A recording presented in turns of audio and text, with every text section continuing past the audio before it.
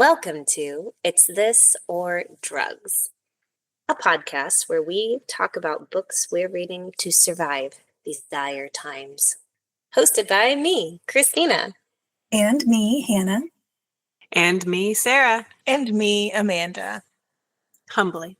Okay. It's also a podcast where we take 45 minutes to set up our sound equipment. And it could have been 5 minutes if we just thought of what we're doing now from the get-go. We figured it out. But if you are a sound person and you would like to help us for free, please reach out. So how's everybody been doing? It's been like a month, 2 months. It's been a minute. Not since we talked, of course, but yeah, like we even saw each other all in person, which is rare, like all at the same time. And we had dreams to record a podcast all together in the same place. Can you imagine? But there's never enough time when everyone's all together and you're juggling, staying in different houses and different schedules and children's sleep and all the fun stuff. One day. Yep.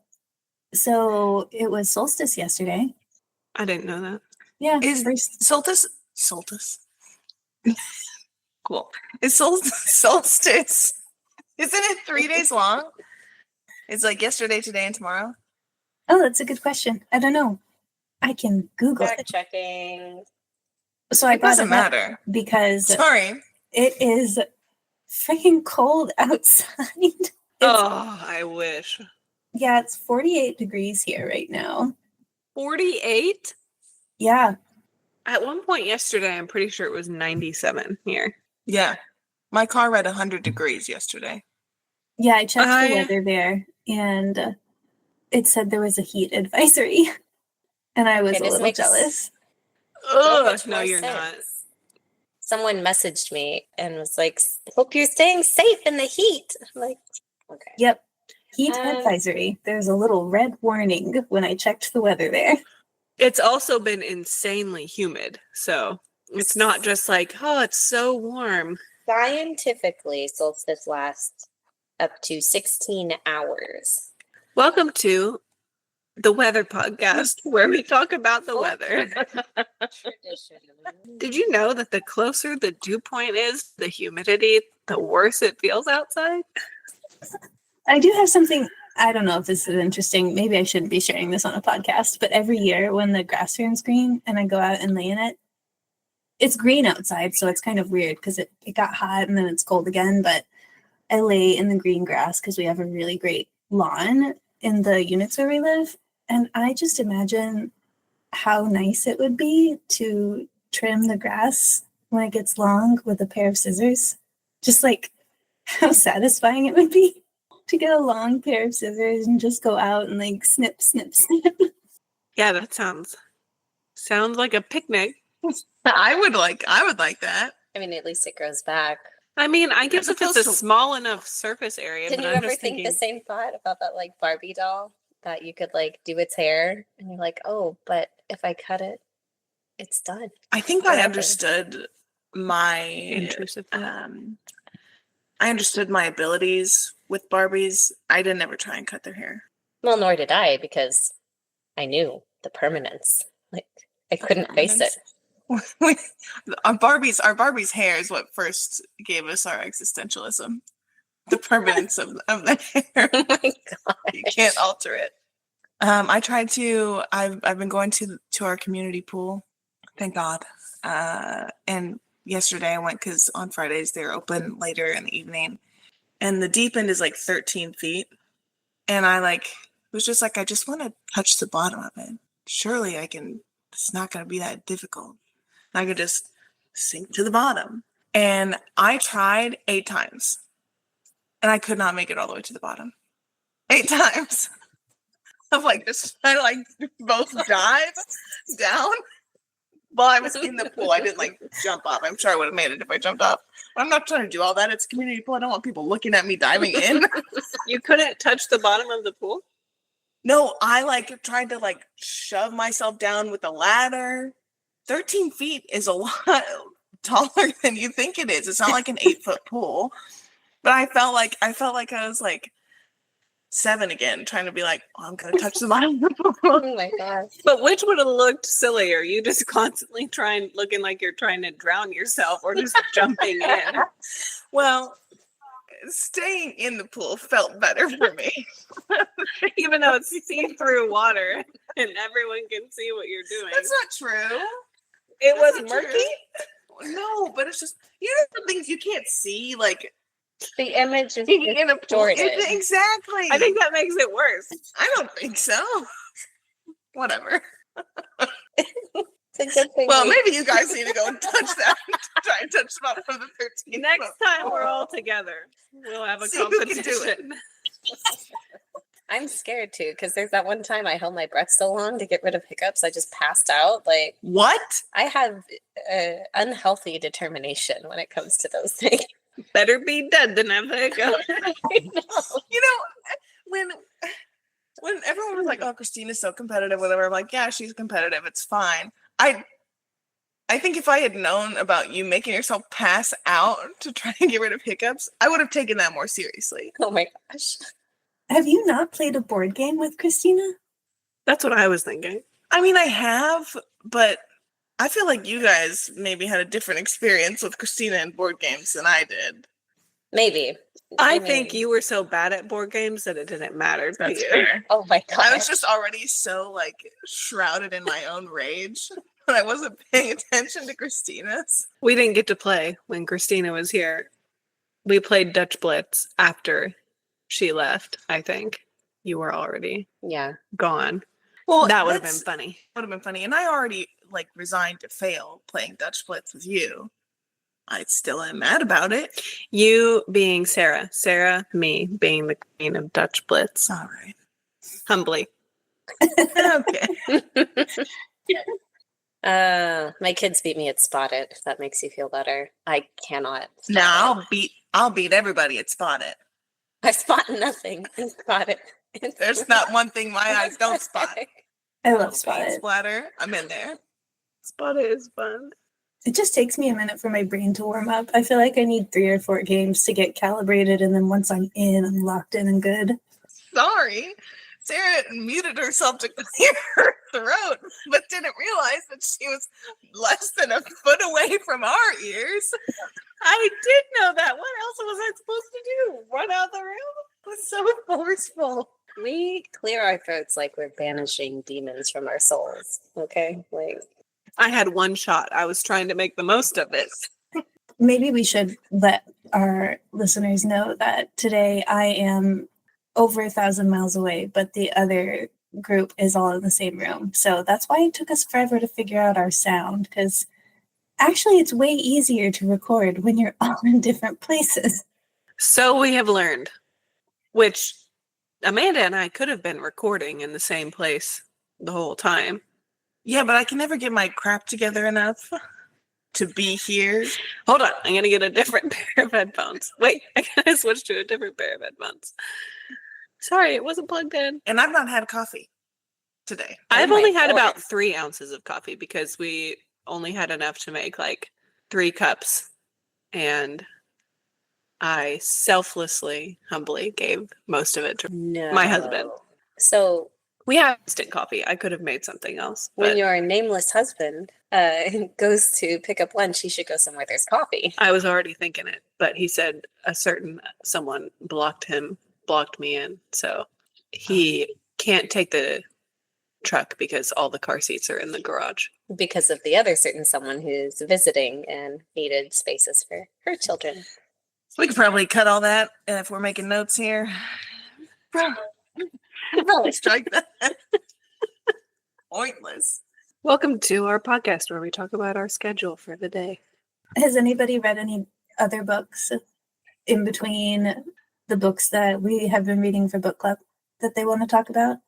Yeah, the second book of this series that I'd love to talk about, but Amanda and Christina were furiously trying to finish the book.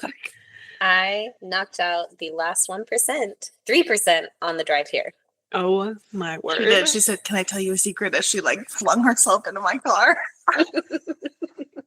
She's like, I still have 3% left. This is unusual for me. I am ready to talk about the book. I Yeah. picked the book. It's called The Ember Blade by Chris Wooding. When I picked the book, I thought there were only 2 because that's all I saw.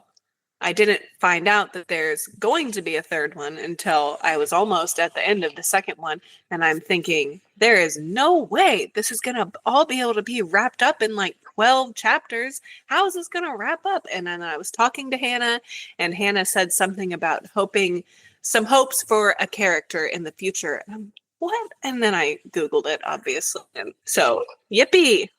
We have to wait for a third book. However, when I was searching for this book, I wanted Lord of the Rings vibes, little to no romance, and I firmly believe that it delivered. I loved reading this book.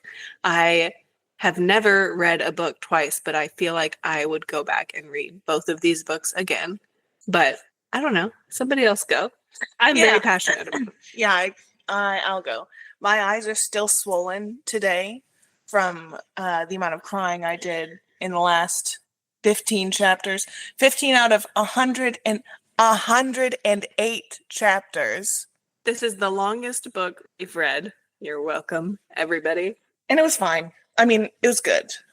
I was also listening to it last week. I listened to a good chunk of it at 2x speed because I was like trying to race to the finish line before we give ourselves an extension. And so there are some storylines in it that I'm like not 100% on because it was being shoved in my ears so quickly.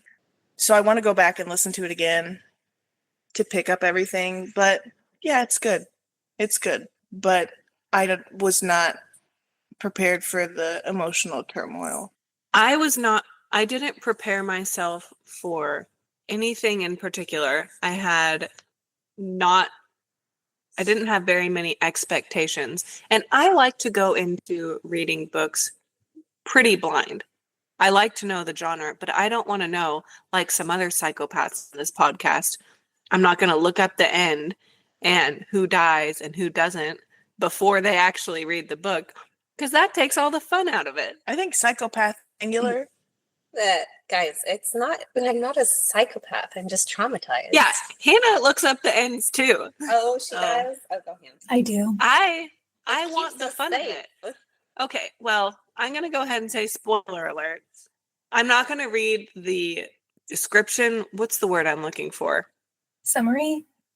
Yeah, I'm not going to read a summary for the book because you can go do that. It's called The Ember Blade. It's great. So great. It's long. There's not very much romance. I love the feeling of being surprised. And I was surprised several times in the first book and the second book, which it's going to be so hard not to talk about the second book. But this is my first time being able to talk about it with everybody since Christina and Amanda barely finished the book in time. Hey, I finished it over 24 hours ago. Okay. Over. Plenty of time. I told you I already knew the gist of what was going to happen. Well, when Cade dies, it felt like watching Gandalf say, "Fly, you fools," and let go of the ledge for the first time in the movie theaters. And yes, that's a very sad part. However, Sad. it's moving. It's nice to feel something, right? It's nice to feel something. That was partially what fueled my midnight panic attack. Me laying on the Shakti mat in bed last night, thinking about, Cade just let go, didn't he? And he let go so Aaron could keep on going. And I hate that. It's devastating. It's devastating. For me, I like to say devastating in the best way because it's not, someone in real life. It's a book, right? Right? There was a lot of foreshadowing.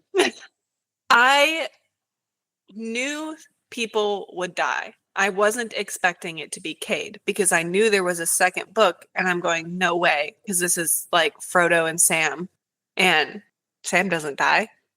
So I was shocked and I texted Hannah like, oh my gosh, Cade. I texted him at any time anyone died.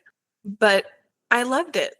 I mean, so many sad things happen in Lord of the Rings too, but we love it, right? Yeah.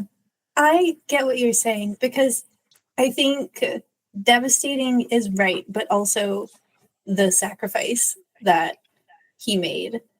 There's a lot of ways to look at what he did. And I think the part where you're like, yes, like I'm sad because it seems like he's gone forever. This is devastating. And also how beautiful it is that he knew that if Aaron came out, they would both go down. So he made the choice for his friend so that his friend could go on and like made a sacrifice because he saw something more important than himself. And I think that's what, Amanda, don't cry. I'll start Can't crying. do this again. Anyway, yeah, it was so beautiful. And that, I think, is what you're talking about, Sarah. It's like, holy cow, we don't get to see that kind of sacrifice very often in our daily lives. And this is why we read the books, because we're trying to survive these dire times, and to get to experience that is amazing. And I will say, and I said this, I think already, not on the podcast, but to you guys, it's not something that I would ever want to watch a film version of or show version of. I wouldn't be able to handle that. There's some really dark, disturbing imagery that would keep me up at night if I wasn't just reading it. So if you're someone, I don't know, it's easier for me to feel detached when I'm reading it. And not like unfeeling detached, but it's not the same as watching it for me. When you read, do you see pictures in your head? Yeah. Then how are you able to detach yourself? I don't think it's the same as when you see something, like you're watching it, you can't unsee any of that. It's like seared into your brain. The imagery, some of the words and things, like you can't unread it, but it's not seared into my mind the way it is when I've watched it, like on a screen.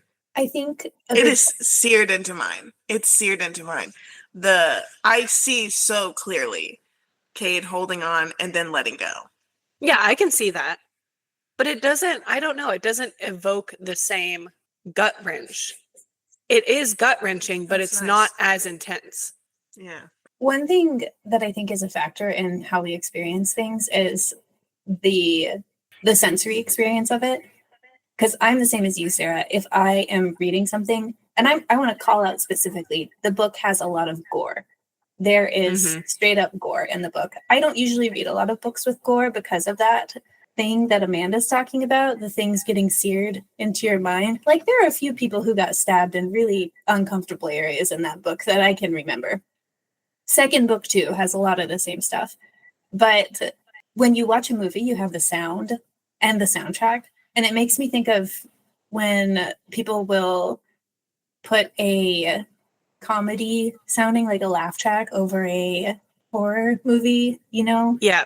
Yeah. I think for me, at least, that's one of the biggest factors of I'm not hearing the crunch of the bones. I'm not hearing like the thud of the person falling. I'm not hearing all those things. So the less sensory elements there are, the easier it is for me to not feel that utter overwhelm that happens. And since I get my sound and textures crossed, it's even more when there's sound. So, but I'm similar, Sarah. It's easier for me to read it than watch it. And I agree. I don't know if I would ever be able to watch that without having a panic attack in the movie theater. No.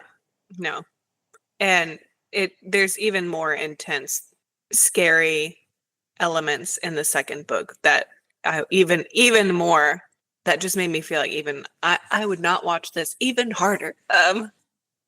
They were definitely disturbing to read. And I haven't read anything like this. I've never read anything with this much gore in it. But I loved the stories. I loved the friendship. And I liked the reality of it. I know that it was devastating when Cade died. It was awful, devastating, like, no way, this can't be happening when Orica died. But that makes it feel more realistic to me, because in reality, everyone doesn't just survive, off sheer luck when you're in such a perilous place doing such dangerous things. Every arrow doesn't miss just because, like, how did they not get shot by any of the stormtroopers, that are firing like crazy and everyone just missed, I want it to feel more real. Yeah. I had a feeling that was what we were going to jump straight into when we started the conversation, because the end was one of the biggest cliffhangers that I have experienced. Yeah. Just where it left off. That and that Nora Roberts book, that Mirror book. I finally finished it. By the way, I had 2 pages left. Finish that book. Yay! And the third one's coming out this year, I think. November. Wait, So what book? This Mirror. book? The Mirror. No, Nora Roberts. Oh, yeah. Well, yeah. I was just reading about when the third book might come out, and nobody knows. Yeah, there's like rumored to be maybe the end of the year, maybe beginning of next year. There's no official information on when it's coming out. But I have no regrets. Christina and Amanda might hate me. I don't. I No. don't hate you. I think it's just easy, like, with everything that I've been seeing in the news cycle for the last 19 months, thinking about young people that do make those sacrifices, like Kate did. Like, I have names that come to mind, And when you, like, anytime there's rebel group kind of going in to defend their people and defend their people from subjugation and anyone trying to liberate their people, right? There are just so many real life parallels that my brain draws right now. And so it's so difficult for me to consume this and not, like, fall apart at the parallels. And Orca's death was just Rude. just rude. And yeah, you can bleep that. Or don't. I don't care. And that had me, like, literally I had to sit down in my room, like, by my closet. Like, I was, like, trying to get dressed, trying to put my phone down when I was listening to it and just, like, sit down and cry. Ugh. It just sets up so much beautiful character development in the next book. But I also loved the parallels. When Aaron's having the thoughts of what happens after this? What happens after I get the Ember Blade? What happens when we drive the Crotons out? Then who's in charge? And do we just keep repeating the cycles of the same, like, people are in charge, then the power goes to their head, and then that's like a toxic reality, And Also, when they were in the tunnels, the I don't remember what people were there before the Ossians. The Urds. But how, like, they had been propagandized to believe the Urds were, like, mindless and, like, couldn't get anything done or anything together and needed to be led, just like the Ossians were being talked about in that day. And that when Aaron, like, saw that statue in the underneath whatever caverns they were in, he's like, this isn't the work of, like, mindless people. This is the work of, like, brilliant people. And so just, like, the constant questioning of that cycle of, like, are we just gonna continue So the Ossians were enslaved by the Urds, right? And then that's the civilization that they stood up against. That was that, like, Jessa the Wolfheart thing they kept talking about, how their people were enslaved before, and then they rose up against the Urds. But yeah, history taught them that the Urds were just brutes, right? Yeah. That they were these people that they needed to break free from and erase, right? And yeah, so that I really appreciate from the author, how he talked about. It's something I'm trying to wrap my mind around teaching the kids, and it's like how history is going to be colored by the person who paints the picture that you're looking at, right? You're going to see by the winners, their viewpoint, the winners and the losers, right? Because now the Urds have their version of the Ossians, who drove them into the east and rose up against them. And so everyone is going to have their viewpoint of what happened, and our knowledge of history is only as good as how many of those viewpoints we get to look at and observe and learn from and put together. Are you saying Ashen? Ashen. I just want to know from the people who listened to the book, how was that said? Ossian. Because when you said that, I was like, oh, that might have been something that I should have looked up how to say. I haven't looked at any pronunciation. Well, there was no pronunciation guide. I looked for one. But the names are all straightforward, so I didn't really the feel like, names are but I didn't mostly- think about that. But that reminds me, the Sards, when, I mean, that whole, Sards? How do they say it in the read? Sard? Orica was a Sard, you know? Yeah. The green eyes. Effin, the boy in the graveyard. I know who you're talking about. Yeah. Well, they are What did Sards. they say in the audio? The R was not pronounced Really? in the audio. Was it someone? But he was British. Okay. Yeah, in the Oh. audiobooks, Assads. he did do some R's, and some people didn't say their R's. Just need to shout out the audiobook reader because the accents that he pulled off. So good. That's Really? what Yes. I was texting Sarah because I didn't know how to spell some of their names because names were pronounced differently by different characters. And so Oh, Yes. that's cool. Yeah. That's how it's Yeah. supposed to be. Like, I noted when reading, like they would talk about the way the Ossians spoke and the way the Crotons spoke and like the different Yeah. accents that they had. So Yeah, that's really like cool. the different voice for Grub, the different voice for Cade. Yep.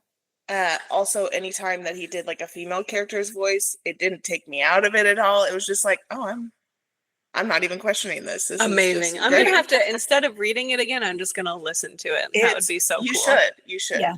Yeah, it's a good I loved experience. Vika's voice. Yes. 'Cause Vika walks the barrows. She Yeah. had a little bit of like a Scottish. Oh, Lilt. that's so cool. Yep. So good. I knew something messed up. I'm just like, something is going on with the Sards. And now Orica's dead. And I thought we were going to find out from her, what is the deal with these people? Because she's, she insinuates like, the real reason why Sards can only be with other Sards. Yeah, like they yeah. can't marry outside of their race. And then she died, and I was furiously texting Hannah, like, how are we going to find out? How are we going to find out what's going on here? And Herod, I felt so heartbroken for him. Yeah, meat crumpled in my closet, heartbroken. Poor bullhead. He said, "I love Poor you." bullhead. Yes. And before she could say anything back, she died because she used all of her energy to give him that song written down. Yeah. Does anyone put like notes when you're reading a song in a book? Do you sing it in your head or do you just read it? Because I just read it because I have no idea where to start, except I guess I could read it to the tune of Mary Had a Little Lamb. It's way too open-ended for me. Well, Did he sing it? no, Okay. he read it. Okay. Yeah, And I think that was usually very wise to just read it. It reads well. It's a poem. Yeah. Yeah. When I read to the kids occasionally, I will make up a tune to go with whatever Mhm. song a character is supposed to be singing. I want to be in but- the room when that happens. Oh my gosh. But no, in my head, it does not happen like that. I do not have those abilities. Dud. Flop. That's when you're trying to say does and did. Everybody. ASMR trying That's to talk. word mash with Sarah. Did. Also, my mind is I'm about to say grub, so that didn't help. I'm just going to talk like him. Did anyone else like Grub? I loved Grub, but it was hard for me, and Hannah mentioned this to me in text, to remember that he isn't unintelligent. It's just the language barrier. And I pictured him as Drax, kind of, from Guardians of the Galaxy. Yeah, same. I kept kind of thinking in my head, what would he look like? And sometimes I thought about The Rock, but then I remembered Drax, and I was like, this is so spot on. These two characters are just so similar. Mhm. But I loved him. I loved his nicknames for everybody. The comic relief. I thought it was great. The And I like detachment his- from the brutality of his life, like he has no Mhm. perspective on it. Mm-hmm. Like, oh yeah, I skinned a guy. Yeah. Also, Or about did he? the constant lying Or about did he? everything. True. Poor guy. Yeah. He did He's one of skin. my I mean, he did favorites. skin a guy. But Me too. I like Grub. Yeah. anyone was have a so- top favorite? Like this is 100% my favorite. Character? Yeah. Trying to feel like who hurt me the least. You know, that's why it took me a while to like really invest in it as I was reading it, because I did not resonate with a character per se. at Because she was first, reading the whole especially. book thinking everyone's going to die. I Well, just you know it. have to tell yourself that. If you're someone who can't stop thinking about it for months afterward, a little emotional preparation ahead of time can save that. And I mean, being the type of book it is, I was expecting deaths, especially from the get go. He set it up in a very realistic manner, right? As you've spoken of, he did not make it too unbelievably lucky, you know, Mhm. that these characters are all just. I mean, it scooting through starts out unscathed. pretty intense too, with Yeah. Aaron's dad, being murdered. Well, but even before then, the opening scene, which I listened to many times because it took me a long time to get Yeah. into the book Yeah. with, Garrick. not Garrick, the other guy Yeah. who escaped Salt Fork, Oh, yeah. Yeah. but They're then dead. Rest in peace. did not escape for a long time. Clyson. How about Clyson, everybody? Cleason? Cleason? Listen, Okay. Clisson? Clisson? Yeah, no, it's Clisson. Okay. Okay. Well, hold I on. was not saying it like that. Hermione. Clisson? Clisson up, everybody. Obviously not a good, not a good guy per se, but I enjoyed reading anytime it was his story. I enjoyed reading it. There's a lot of times where it goes to somebody's story and I'm kind of like, oh, I'll just get this over with. I enjoyed it. It was very interesting. I liked his conviction to the Croden way. Am I saying Croden right, at least? yeah. Okay. And how firmly he believes in the ideals, but he's still, it's like he questions it without questioning it because he does see the flaws in the people who are Croden and believe per se in the Croden way, but he thinks that they are just messed up. It's not the way of life, it's not the thinking, it's not the Croden theology, it's the person. And I mean, parallels, hello. They're trying to figure out what's messed up about the beliefs versus is it just the person taking things too far? Is it the person being selfish? Is it that's so Yeah. Well, it's like they can't question anything too much because of them being accused of dissent. So there's like they're not ever to get to the root really in their brains of like, oh, this is empire. This is evil. well, and his like if people just submitted to my way of thinking, then they wouldn't suffer, and they are causing their own suffering by not just submitting under this law. It's their fault for suffering, but his motives are, he just wants to do everything for his daughters because he loves them so much, and it's in that. But there's also you sensed a shallowness in him, like you did, like a shallowness in him and the way that he. Is it a detachment though? Like, I feel like in order to do things to people and view people the way you do as a conqueror, you have to begin the dehumanization process, right? You have to put them in a category other than something that equalizes them with you. And that, like, he's like clinging to that ideal, and it naturally brings on, like, to believe in it to the letter, he has to dehumanize those around them, and it prevents any type of like emotional connection where he is an emotional person. He's humanized in the chapters we read from his perspective. We see that. And then it makes the contrast all the more stark when we note his ability to be that human and then also view the Ossians as something less than that in order to justify their subjugation, but then also bringing them into the way that makes them better, right? That saves them in his view. I could see like some shallowness in his relationship with his wife. I can't remember her name, but the shallowness came more from her. I think his love for his daughters was pure, just fatherly. He would do anything for them.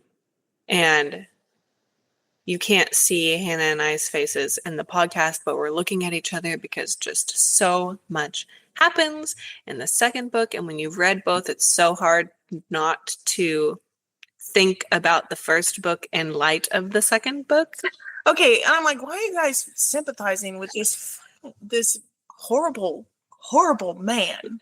But let's talk about Garrick. You know, he's on like a killing rampage. He doesn't see any Croden and, you know, Ossians too. Anyone in the way of the revolution is purely that, just in the way and an obstacle to get rid of. I also think that he had been betrayed so many times. I mean, he lost his belief. Radicalization makes sense to me, you know? Yeah.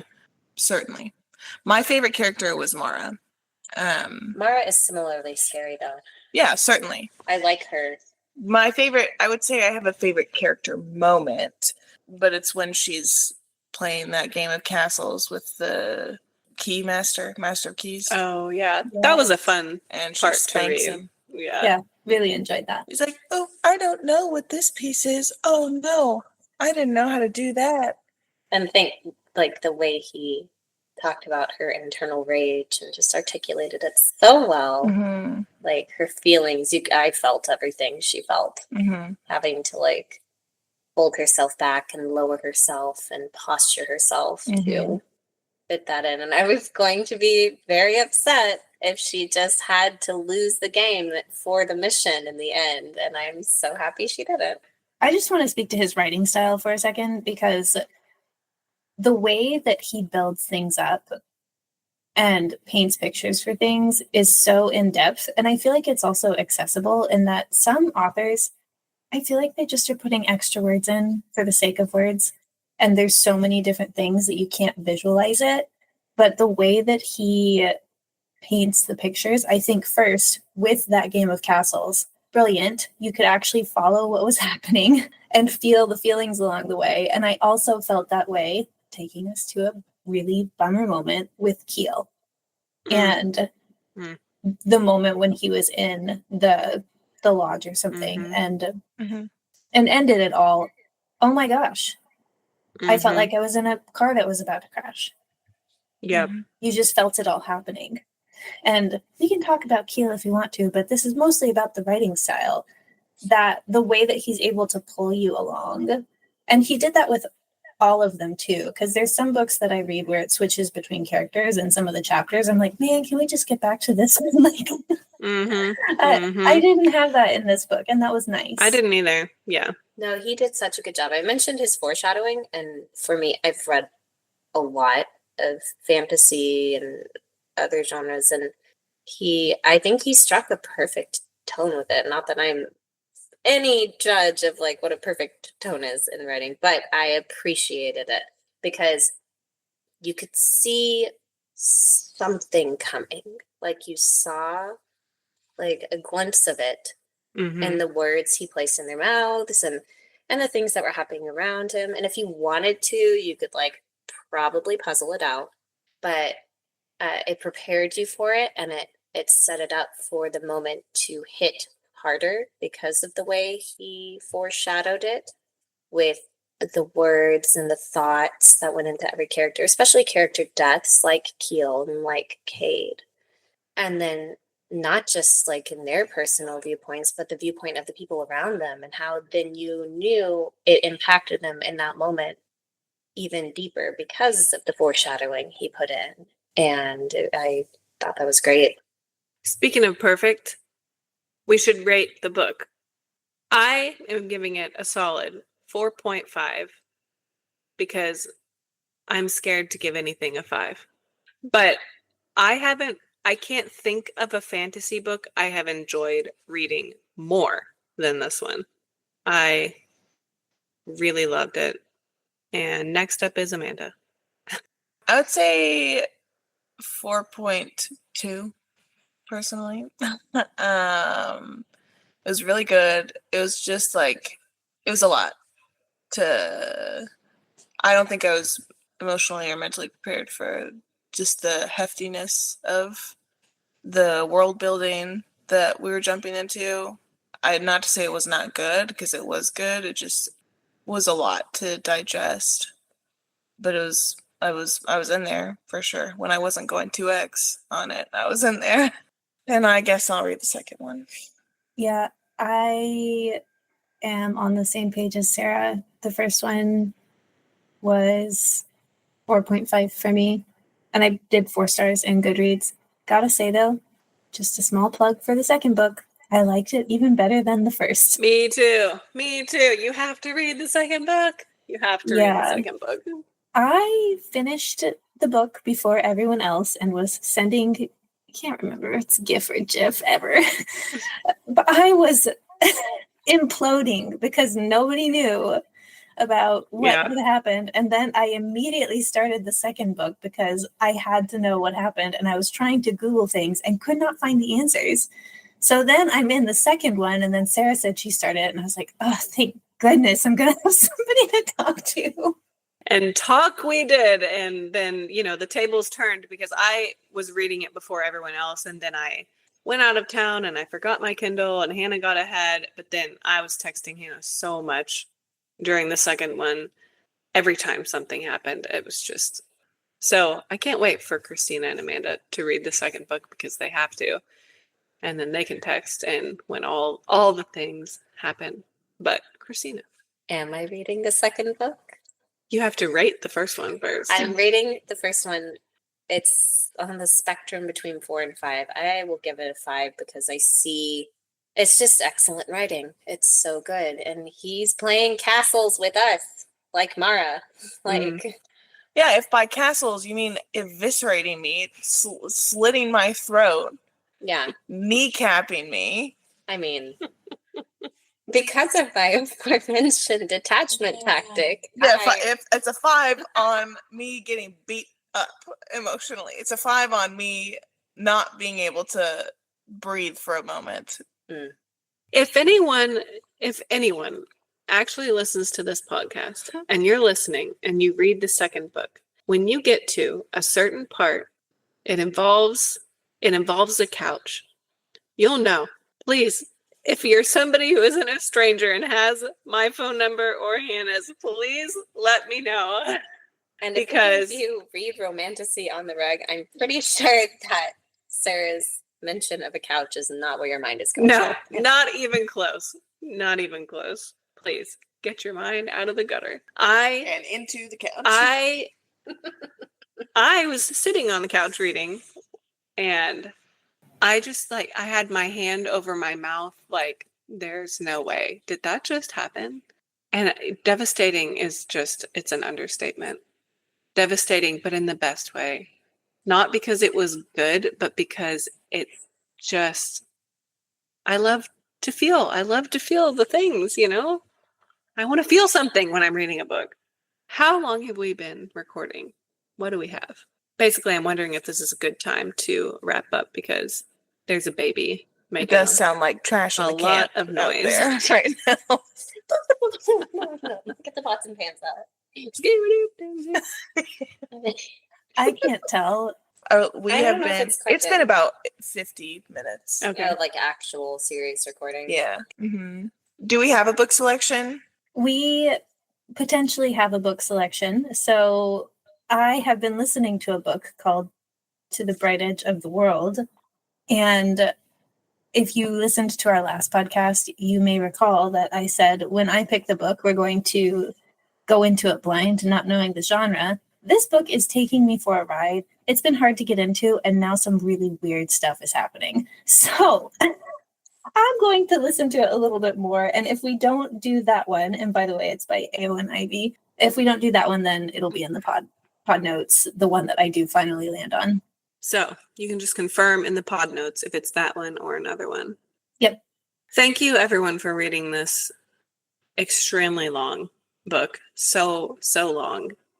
You're welcome. What's up? We were forged in the fires of the 800-page novels, the final book of the series. Yes. It's okay. But this is also a podcast where everyone except for me has ADHD, and they've had almost 2 months to read it, and we're still reading the last 50 chapters over the last 3 days.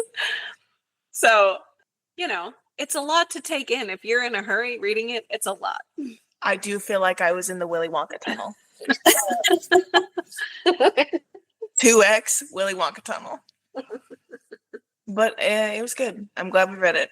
And thank you, listener, for listening to this podcast. Yep. Thanks for joining us. Well, and join us again in another month or so. These are going to come out back to back from the last one. Oh, Then it'll be 2 months before another one. When it rains, it pours. We right. We have a life, everybody. We have a life. Yeah, I Until gotta next I gotta time. Bye. figure out how to touch the bottom of a 13-foot pool. Bye.